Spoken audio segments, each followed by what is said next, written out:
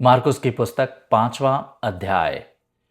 और वो गुट समुद्र के उस पार गदरेनियों के देश में आ गया। और जब यीशु जलयान में से बाहर निकल आए थे तो तुरंत ही उन्हें वहां मज़ारों में से बाहर अस्वच्छ भावात्मा के वश में एक आदमी मिला, जिसका बसेरा मज़ारों के बीच था। और कोई भी व्यक्ति उसे बांध नहीं सकता था, नहीं जी, बेड़ियों से भी नहीं, क्योंकि उसे कई बार बेड़ियों और जंजीरों से बांध दिया जाता था। परंतु वो उन जंजीरों को तोड़कर उन्हें पृथक कर डालता था, और वो बेड़ियां टुकड़ों टुकड़ों में तोड़ दी जाती थीं। ना ही कोई भी व्यक्ति उसे वश में कर पाता था। और वो निरंतर रात दिन पर्वतों और मज़ारों में चीखता रहता था और स्वयं को पत्थरों से काटता रहता था। परंतु जब उसने यीशु को दूर से देख लिया था तो उसने दौड़कर उनकी आराधना की और एक प्रबल वाणी से चीखा और कहा, जी मुझे आपसे क्या लेना देना यीशु, आप अति उच्चतम ईश्वर के बेटे। मैं आपको ईश्वर की सौगंध दिलवाता हूं कि आप मुझे उत्पीड़ित ना करें। क्योंकि उन्होंने उससे कहा था, इस व्यक्ति में से बाहर निकला तू अस्वच्छ भावात्मा। और उन्होंने उससे पूछा, तेरा नाम क्या है? और उसने उत्तर दिया कहते हुए, जी मेरा नाम लश्कर है, क्योंकि हम अनेक हैं। और उसने उनसे बहुत विनती की कि वो उन्हें देश से बाहर परे ना भेजें। अब पर्वतों के निकट वहीं सुअरों का एक बड़ा पशु समूह चर रहा था। और उन सभी दानवों ने उनसे विनती की कहते हुए, हमें इन सुअरों में भेज दें जी, ताकि हम इनमें घुस जाएं। और झट से यीशु ने उन्हें विदाई दे दी। और वो अस्वच्छ भावात्माएं बाहर निकल आए और उन सुअरों में घुस गए। और वो पशु समूह तीव्र ढलान पर से नीचे समुद्र में झपट पड़ा। वो लगभग 2000 थे और वो समुद्र में घुट गए। और वो जो सुअरों को चरा रहे थे भाग खड़े हुए और उन्होंने यह नगर और देश में बता दिया। और वो नगरवासी बाहर निकल आए ये देखने के लिए कि वो क्या था जो कर दिया गया था। और वो यीशु के पास आते हैं और उसे देखते हैं जो दानव के वश में था और जिसमें लश्कर था, कि वो तो एक स्वस्थ चित्त मन के साथ आवरत बैठा हुआ है, और वो भयभीत हो उठे। और उन्होंने जिन्होंने ये देखा था उन्हें बता दिया कि ये सब कैसे उसके साथ कर दिया गया था जो दानवों के वश में था। और उन्होंने उन्हें सुअरों के संबंध में भी बताया। और वो उनसे प्रार्थना करने लग गए कि वो उनकी सीमाओं से बाहर निकल जाएं। और जब वो जलयान में आ गए थे तो वो जो दानवों के वश में था उसी ने उनसे प्रार्थना की कि वो उनके साथ आ सके। परंतु यीशु ने उसे अनुमति नहीं दी, बल्कि वो उससे कहते हैं, अपने घर अपने मित्रों के पास चले जाओ और उन्हें बताओ कि कैसे प्रभु ने तुम्हारे लिए बड़े बड़े कार्य किए हैं और तुम्हें संवेदना दिखाई है। और वो चला गया और उसने दिकापोलिस में घोषणा करना आरंभ कर दिया कि यीशु ने उसके लिए कैसे बड़े बड़े कार्य किए थे। और उन सभी लोगों ने अचंभा किया। और जब यीशु पुनः जलयान द्वारा उस पार चले गए थे तो कई लोग उनके पास एकत्रित हो गए और वो समुद्र के निकट थे। और देखो, वहीं याईर नामक यहूदी आराधनालय के अध्यक्षों में से एक आता है। और जब उसने उन्हें देखा तो वो उनके चरणों में गिर पड़ा और उसने उनसे बहुत विनती की कहते हुए, जी मेरी छोटी बेटी पड़ी हुई मरने वाली है, मैं प्रार्थना करता हूं आपसे, आप आएं और अपने हाथ उस पर रख दें ताकि वो स्वस्थ हो जाए और जी ले। और यीशु उसके साथ चल दिए और कई लोग यीशु के पीछे पीछे लग गए और वो उनके आसपास भीड़ भाड़ मचा रहे थे। और कोई एक स्त्री जिसे 12 वर्षों से रक्त का स्राव हो रहा था, जो कई चिकित्सकों द्वारा कई बातें झेल चुकी थी और अपना सब कुछ खर्च कर चुकी थी जो उसके पास था, और तब भी उसमें कोई सुधार नहीं हुआ था बल्कि वो बदतर होती चली गई थी, जब उसने यीशु के विषय में सुना तो वो पीछे से भीड़ में आई और उसने उनके वस्त्र का स्पर्श कर दिया, क्योंकि उसने कहा, यदि मैं बस उनके कपड़ों को ही छू दूं तो मैं बच जाऊंगी। और तुरंत ही उसके रक्त का वो स्राव सूख गया और उसने अपने शरीर में अनुभव किया कि वो उस विपत्ति से स्वस्थ हो चुकी थी। और यीशु तुरंत ही स्वयं में यह आभास करते हुए कि उनमें से विक्रम बाहर चला गया था, भीड़ में मुड़े और उन्होंने कहा, मेरे वस्त्र किसने छुए? और उनके शिष्यों ने उनसे कहा, जी आप देख रहे हैं ये जनोग जो आपके आसपास भीड़ भाड़ मचा रहा है, और आप कह रहे हैं मुझे किसने छुआ? और यीशु ने चारों ओर अपनी दृष्टि दौड़ाई उस स्त्री को देखने के लिए जिसने ये कार्य किया था। और वो स्त्री डरती डरती और कांपती हुई, ये जानती हुई कि उसमें क्या कर दिया गया था, आई और यीशु के समक्ष नीचे गिर पड़ी और उन्हें सब कुछ सच सच बता दिया। और उन्होंने उससे कहा, बेटी, तुम्हारे विश्वास ने तुम्हें बचा लिया है, शांति में जाओ और अपनी विपत्ति से स्वस्थ रहो। और उनके बोलते बोलते ही उस यहूदी आराधनालय के अध्यक्ष के घर से कुछ लोग आए, जिन्होंने कहा, भाई तुम्हारी बेटी तो मर चुकी है, तुम गुरुवर को और अधिक क्यों सता रहे हो? अब जो ही यीशु ने वो शब्द सुना जो बोला गया था, तो वो उस यहूदी आराधनालय के अध्यक्ष से कहते हैं, डरो मत, केवल विश्वास करो। और उन्होंने किसी को भी उनके पीछे पीछे आने की अनुमति नहीं दी, सिवाय पतरस और याकूब के भाई योहन को। और यीशु यहूदी आराधनालय के अध्यक्ष के घर में आ जाते हैं और वो उस कोलाहल को देखते हैं और उन्हें जो रोध हो रहे थे और जो जोरों से रो पीट रहे थे। और जब वो अंदर आ गए थे तो वो उनसे कहते हैं, भाई तुम ये रोना धोना और उपद्रव क्यों मचा रहे हो? किशोरी मरी नहीं है बल्कि सो रही है। और उन्होंने उनका उपहास करते हुए उनकी हंसी उड़ाई। परंतु जब उन्होंने उन्हें बाहर कर दिया था तो वो किशोरी के पिता और मां को लेते हैं और उन्हें जो उनके साथ थे और वो वहीं प्रवेश करते हैं जहां वो किशोरी लेटी हुई थी। और उन्होंने उस किशोरी को हाथ से पकड़ा और उससे कहा, तलिथा कुमी, जो व्याख्यानुसार है, कुमारी मैं कहता हूं तुमसे उठ जाओ। और तुरंत ही वो किशोरी उठ गई और चलने लगी, क्योंकि वो 12 वर्ष की आयु की थी। और वो लोग बड़ी ही आश्चर्यचकितता से आश्चर्यचकित रह गए। और उन्होंने उन्हें कड़ाई से आज्ञा दी कि कोई भी व्यक्ति ये जान ना पाए, और आदेश दिया कि उस किशोरी को कुछ खाने के लिए दे दिया जाए। 6वां अध्याय। और वे वहां से बाहर निकल चले गए और अपने ही देश में आ गए, और उनके शिष्य उनके पीछे पीछे थे। और जब सैबत का दिन आ चुका था, उन्होंने यहूदी आराधनालय में सिखाना आरंभ किया। और कई उन्हें सुनकर आश्चर्यचकित थे, कहते हुए, भाई कहां से आई हैं इस आदमी के पास ये बातें? और कैसी है ये प्रज्ञा जो इसे प्रदान कर दी गई है कि इसके हाथों द्वारा इतने बलशाली कार्य भी किए जा रहे हैं? क्या ये वो बड़े ही नहीं है, मरियम का बेटा, याकूब और योशी और यूदा और शिमोन का भाई?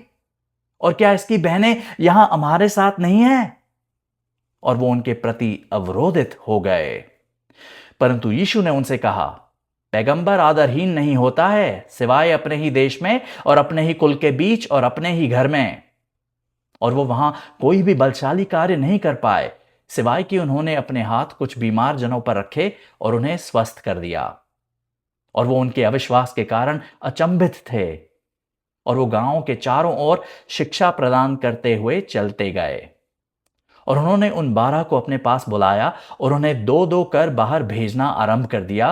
और उन्होंने उन्हें अस्वच्छ भावात्माओं पर शक्ति दे दी और उन्हें आदेश दिया कि वो अपने पथ के लिए कुछ भी ना ले जाएं, सिवाय केवल एक लठ के। कोई झोला नहीं, कोई रोटी नहीं, बटुए में कोई पैसा नहीं, बल्कि वो चप्पल तो पहन लें, पर 2 अंग रखे ना पहने। और उन्होंने उनसे कहा, तुम जिस किसी भी स्थान में किसी भी घर में प्रवेश करोगे, वहीं निवास करना जब तक तुम उस स्थान से प्रस्थान नहीं कर लेते हो।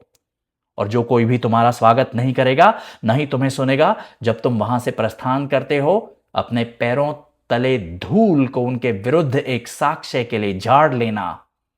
सच में मैं कहता हूं तुमसे, न्याय निर्धारण के दिन में सदोम और गमोरा के लिए अधिक सहनीय होगा उस नगर की अपेक्षा में। और वो जने बाहर निकल चले और उन्होंने प्रवचन दिया कि लोगों को मन परिवर्तन करना चाहिए। और उन्होंने कई दानवों को बाहर निकाल फेंका और कई बीमारों का उन्होंने तेल विलेपन किया और उन्हें स्वस्थ कर दिया। और राजा हेरोदेस ने यीशु के विषय में सुना, क्योंकि उनका नाम प्रसिद्ध हो चला था।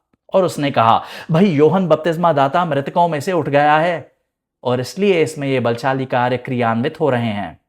और उन्होंने कहा, ये तो एलिया है।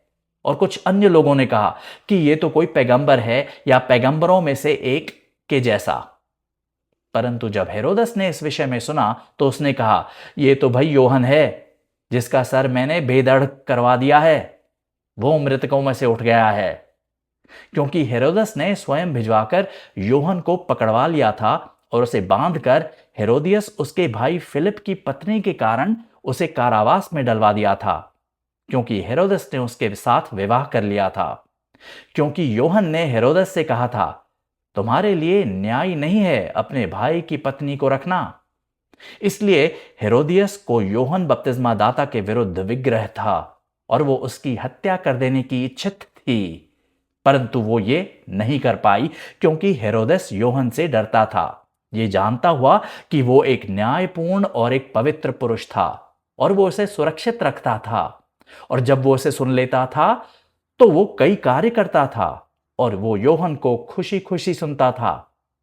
और जब एक सामयिक दिवस आ गया था, हेरोदस ने अपने जन्मदिन के अवसर पर अपने प्रमुखों, उच्च कप्तानों और गलील के श्रेष्ठ व्यक्तियों के लिए एक रात्रि भोज रखा। और जब इस कथित हेरोदियस की बेटी अंदर आकर नाची, तो उसने हेरोदस को और उन्हें जो उसके साथ बैठे हुए थे प्रसन्न कर दिया। और राजा ने उस किशोरी से कहा, मुझसे जो कुछ भी तुम चाहो मांग लो और मैं वो तुम्हें दे दूंगा। और उसने उसे वचन दिया, जो कुछ भी तुम मुझसे मांगोगी वही मैं तुम्हें दे दूंगा, अपने राज्य के अर्ध भाग तक भी। और उसने बाहर जाकर अपनी मां से कहा, मैं क्या मांगूं? और उसने कहा, योहन बपतिस्मा दाता का सर। और वो तुरंत ही फुर्ती से राजा के पास अंदर आई और मांग की, कहती हुई, जी मैं चाहती हूं कि आप मुझे यकायक एक थाल में योहन बपतिस्मा दाता का सर प्रदान कर दें। और राजा को अत्यधिक खेद हुआ, तब भी अपनी शपथ और उनके वास्ते जो उसके साथ भोज में बैठे थे, उसने उसे नकारा नहीं।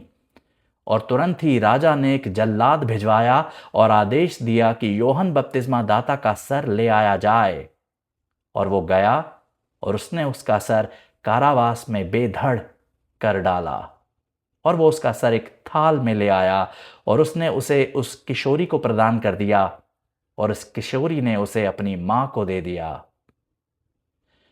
और जब उसके शिष्यों ने यह सुना तो वो आए और उसका शरीर उठाकर उसे एक मजार में लेटा दिया।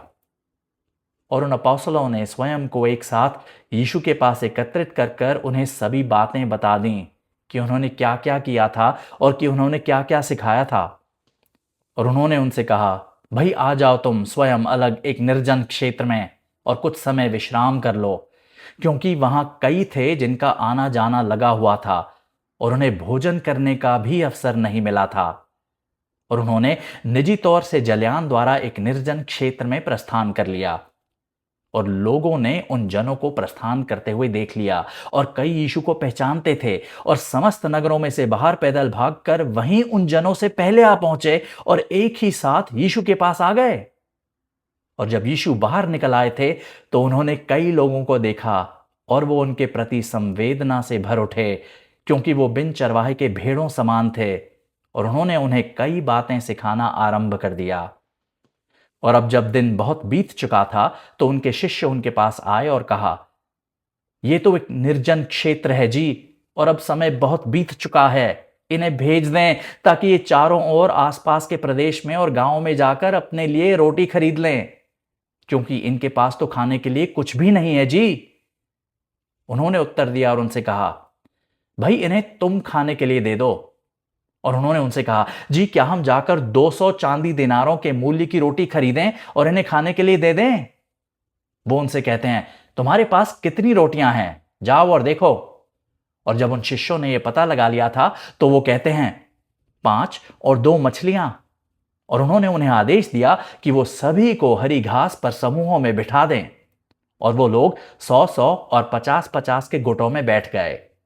और जब उन्होंने उन 5 रोटियों को और उन 2 मछलियों को ले लिया था तो उन्होंने ऊपर स्वर्ग की ओर देखा और आशीष दिया और वो रोटियां तोड़ी और उन्हें अपने शिष्यों को दे दी लोगों के सामने रखने हेतु। और यीशु ने वो 2 मछलियां उन सभी के बीच विभाजित कर दी और उन सभी ने खाया और वो संतुष्ट हो गए। और उन्होंने उन टुकड़ों से और उन मछलियों से भरी 12 टोकरियां ऊपर उठाईं। और उन्होंने जिन्होंने रोटियों में से खाया था लगभग 5000 पुरुष थे। और तुरंत ही उन्होंने लोगों को विदा करते हुए अपने शिष्यों को अपने से पहले ही जलयान में भेजकर उस पार बेतसैदा जाने के लिए विवश कर दिया। और जब उन्होंने उन्हें विदा कर दिया था तो वो एक पर्वत में प्रार्थना करने चले गए। और जब संध्या हो चली थी तो वो जलयान समुद्र के बीच था और वो भूमि पर अकेले थे।